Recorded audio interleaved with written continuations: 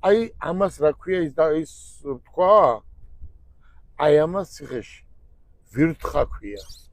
აი ესეთ ადამიანს, რომელიც შეკვეთით ტყუილ ადამიანს ციხეში სვამს, ამას ვირთხა ქვია. მოდი გავაგრძელოთ. გამოვედი. მე გამოვიტანე ციხიდან რა?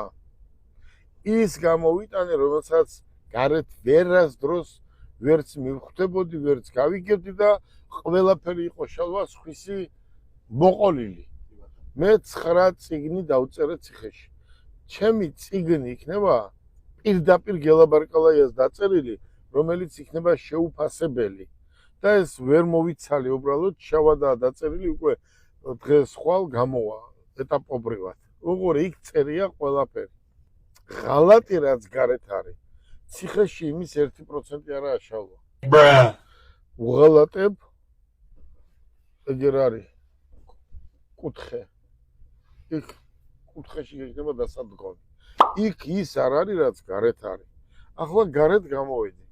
თქვენ წარმოიდგინეთ მე კეთი დავტოვე 1000-ობით თანამშრომელი, ხო? არავის არ ეგონა გელაბარკალაია მე ცოტა ისეთი ხასიათი მაქვს. თუ მე შევამჩნიე რომ ადამიანი არის კარგი ადამიანი, სულით, გულით, მას მე ფეხს დაუბან, ყველაფერს გავაკეთებ, ვასწავლის თორგზაზე გავაკეთებ. მაგრამ თუ არის ადამიანი დაბადებული, სულით და გულით დაბადებული ვირთხა არის, მას არ დავინდობ, ვინც არ უნდა იყოს. აი უყურე, რა არის ღალატი. გამოვედი ციხიდან. დამხვდა შვილიშვილები ეს. წავედი სახლში.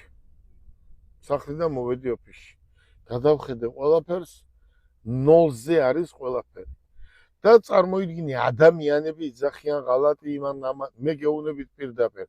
ადამიანები, რომლებაც მთხოვეს, რომ ეს ჩემი ნათესავია, ახლობელია, შინაურია კომპანიაში. დირექტორის მოადგილე, მეორე მოადგილე, მესამე მოადგილე, იურისტი. ის პირები არავინ არ დავხვდა, რომელიც წუპიდან ქვია, ხო? ღარტაკები, აი, წარმოიდგინე, საიდანაც მოიყვანდა 20 წელი, 15 წელი რაღაცას რო ასწავლი და ინფორმაციის გაყიდვაზე რო არიან, აი, რამენაირად კომპანიის ინფორმაციები გაყიდონ და ამითი შოვონ ფული. და წარმოიდგინე შენ 15-20 წელი მანქანას ერთ-ერთ სახელს არ დავასახელებ, რომ მომიყვანეს კეთი ერთი. აი, სად უნდა დამესაქმებია და მანქანას ვარ ეცხიებდი. მე ჩემ მანქანას ვარ ეცხიებდი.